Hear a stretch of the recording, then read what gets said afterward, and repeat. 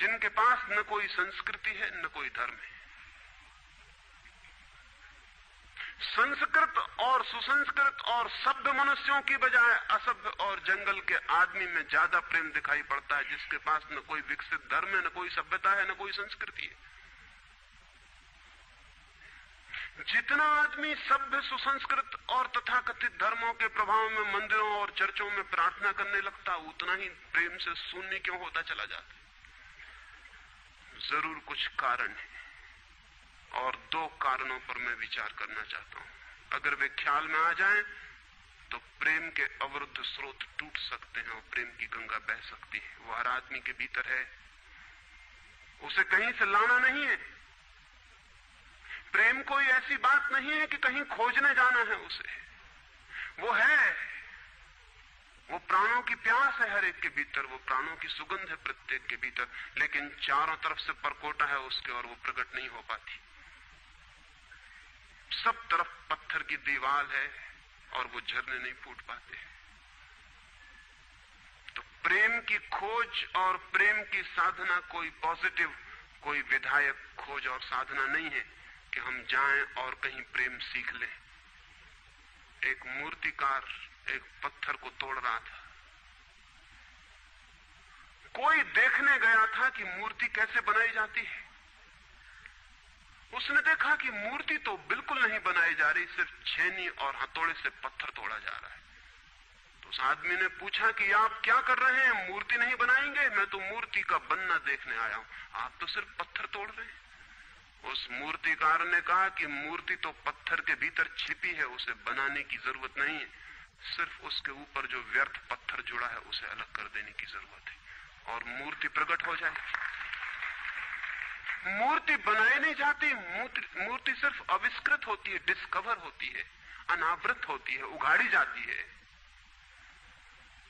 मनुष्य के भीतर प्रेम छिपा है, सिर्फ उघाड़ने की बात है, उसे पैदा करने का सवाल नहीं है, अनावृत करने की बात है। कुछ है जो हमने ऊपर से ओढ़ा हुआ है, जो उसे प्रकट नहीं होने देता। एक चिकित्सक से जाके आप पूछें कि स्वास्थ्य क्या है, और दुनिया का कोई चिकित्सक नहीं बता सकता कि स्वास्थ्य क्या है। बड़े आश्चर्य की बात है, स्वास्थ्य पर ही तो सारा चिकित्सा शास्त्र खड़ा है, सारी मेडिकल साइंस खड़ी है, और कोई नहीं बता सकता कि स्वास्थ्य क्या है। लेकिन चिकित्सक से पूछें कि स्वास्थ्य क्या है, तो वो कहेगा बीमारियों के बाबत हम बता सकते हैं कि बीमारियां क्या हैं, उनके लक्षण हमें पता है, एक एक बीमारी का अलग अलग परिभाषा हमें पता है। स्वास्थ्य का हमें कोई भी पता नहीं है। इतना हम कह सकते हैं कि जब कोई बीमारी नहीं होती तो जो होता है वो स्वास्थ्य है। स्वास्थ्य तो मनुष्य के भीतर छिपा है, इसलिए मनुष्य की परिभाषा के बाहर है। बीमारी बाहर से आती है, इसलिए बाहर से परिभाषा की जा सकती है। स्वास्थ्य भीतर से आता है, उसकी कोई परिभाषा नहीं की जा सकती। इतना ही हम कह सकते हैं कि बीमारियों का अभाव स्वास्थ्य है। लेकिन ये स्वास्थ्य की कहां परिभाषा हुई? स्वास्थ्य के संबंध में तो हमने कुछ भी ना कहा कि बीमारियां नहीं है, तो बीमारियों के संबंध में कहा। सच ये है कि स्वास्थ्य पैदा नहीं करना होता, या तो छिप जाता है बीमारियों में, या बीमारियां हट जाती हैं तो प्रकट हो जाता है। स्वास्थ्य हम में है, स्वास्थ्य हमारा स्वभाव है, प्रेम हम में है, प्रेम हमारा स्वभाव है। इसलिए ये बात गलत है कि मनुष्य को समझाया जाए कि तुम प्रेम पैदा करो। सोचना यह है कि प्रेम पैदा क्यों नहीं हो पा रहा है, बाधा क्या है, अड़चन क्या है, कहां रुकावट डाल दी गई। अगर कोई भी रुकावट ना हो तो प्रेम प्रकट होगा ही। उसे सिखाने की और समझाने की कोई भी जरूरत नहीं है। अगर मनुष्य के ऊपर गलत संस्कृति और गलत संस्कार की धाराएं और बाधाएं न हो तो हर आदमी प्रेम को उपलब्ध होगा ही, ये अनिवार्यता है। प्रेम से कोई बच ही नहीं सकता, प्रेम स्वभाव है। गंगा बहती है हिमालय से, बहेगी गंगा, उसके प्राण है, उसके पास जल है, वो बहेगी और सागर को खोज ही लेगी। न किसी पुलिस वाले से पूछेगी, न किसी पुरोहित से पूछेगी कि सागर कहां है। देखा किसी गंगा को चौरस्ते पर खड़े होकर पूछते कि सागर कहां है? उसके प्राणों में है छिपी सागर की खोज और ऊर्जा है, तो पहाड़ तोड़ेगी, मैदान तोड़ेगी और पहुंच जाएगी सागर तक। सागर कितने ही दूर हो, कितना ही छिपा हो, खोज ही लेगी। और कोई रास्ता नहीं है, कोई गाइड बुक नहीं है कि जिससे पता लगा ले कि कहां से जाना है, लेकिन पहुंच जाती है। लेकिन बांध बांध दिए जाएं, चारों तरफ परकोटे उठा दिए जाएं, प्रकृति की बाधाओं को तोड़ के तो गंगा सागर तक पहुंच जाती है, लेकिन अगर आदमी की इंजीनियरिंग की बाधाएं खड़ी कर दी जाएं तो हो सकता है गंगा सागर तक न पहुंच पाए। ये भेद समझ लेना जरूरी है। प्रकृति की कोई भी बाधा असल में बाधा नहीं है, इसलिए गंगा सागर तक पहुंच जाती है, हिमालय को काट के पहुंच जाती है। लेकिन अगर आदमी इजाद करे, इंतजाम करे, तो गंगा को सागर तक नहीं भी पहुंचने दे सकता है। प्रकृति का तो एक सहयोग है, प्रकृति तो एक हार्मनी है। वहां जो बाधा भी दिखाई पड़ती है वो भी शायद शक्ति को जगाने के लिए चुनौती है। वहां जो विरोध भी दिखाई पड़ता है वो भी शायद भीतर प्राणों में जो छिपा है उसे प्रकट करने के लिए बुलावा है।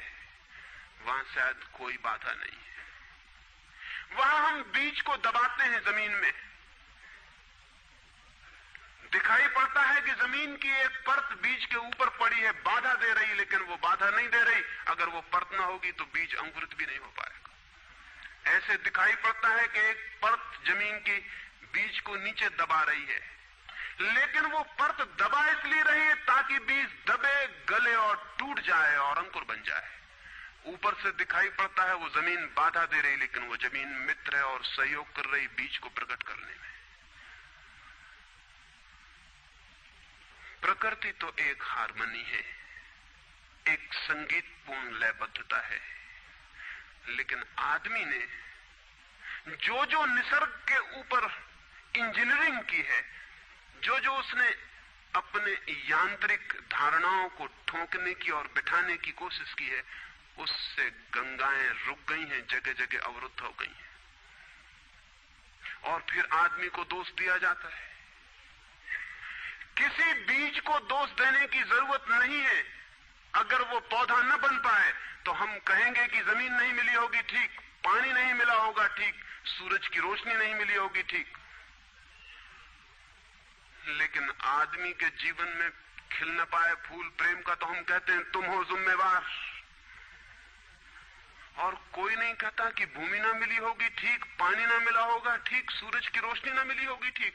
इसलिए यह आदमी का पौधा अवरुद्ध रह गया, विकसित नहीं हो पाया, फूल तक नहीं पहुंच पाया। मैं आपसे कहना चाहता हूं कि बुनियादी बाधाएं आदमी ने खड़ी की हैं। प्रेम की गंगा तो बह सकती है और परमात्मा के सागर तक पहुंच सकती है। आदमी बना उस लिए है कि वो बहे और प्रेम बहे और परमात्मा तक पहुंच जाए, लेकिन हमने कौन सी बाधाएं खड़ी कर दी? पहली बात, आज तक मनुष्य की सारी संस्कृतियों ने सेक्स का, काम का, वासना का विरोध किया है। इस विरोध ने मनुष्य के भीतर प्रेम के जन्म की संभावना तोड़ दी, नष्ट कर दी। इस निषेध ने, क्योंकि सच्चाई यह है कि प्रेम की सारी यात्रा का प्राथमिक बिंदु काम है, सेक्स है। प्रेम की यात्रा का जन्म गंगोत्री, जहां से गंगा पैदा होगी प्रेम की, वो सेक्स है, वो काम है। और उसके सब दुश्मन है, सारी संस्कृतियां और सारे धर्म और सारे गुरु और सारे महात्मा। तो गंगोत्री पर ही चोट कर दी, वहीं रोक दिया। पाप है काम, अधम है काम, जहर है काम। और हमने सोचा भी नहीं कि काम की ऊर्जा ही, सेक्स एनर्जी ही अंततः प्रेम में परिवर्तित होती और रूपांतरित होती। प्रेम का जो विकास है वो काम की शक्ति का ही ट्रांसफॉर्मेशन है, वो उसी का रूपांतरण है। एक कोयला पड़ा हो और आपको ख्याल भी नहीं आएगा कि कोयला ही रूपांतरित होकर हीरा बन जाता है।